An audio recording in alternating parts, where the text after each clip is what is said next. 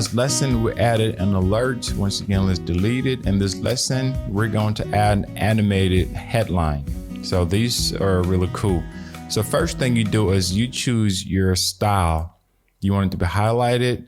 And as I choose, you notice that there's an effect on that text. So you come here, you can be highlighted. And for the shape, you can choose underline, you can choose curly, you can choose double.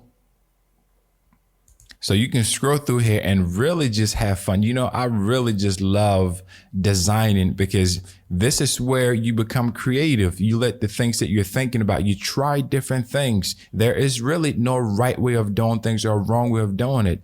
If that's how you want to do it and that's what works for you, feel free to do that.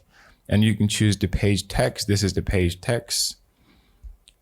Love Quix page builder. And then this is the highlighted text. So I'm gonna put here awesome. If I can spell awesome, okay, so awesome, there we go. So it's awesome. It's awesome, great. So you can add another text after that. You can choose how you want that shape to be. And you go over to the style.